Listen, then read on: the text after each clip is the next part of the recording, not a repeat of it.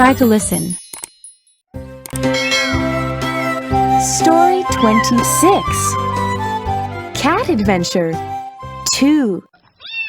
The cat went up to the top of our house.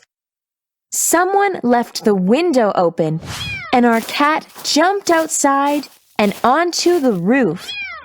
It was too high for her to jump back down. Finally, my mom climbed up and carried the cat down. She said, "You should think about coming down before you climb up." Listen with answer. Story 26. Cat Adventure 2. The cat went up to the top of our house.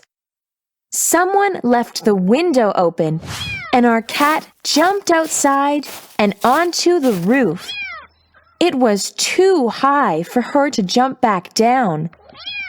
Finally, my mom climbed up and carried the cat down.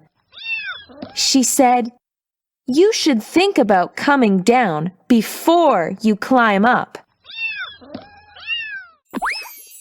Read aloud.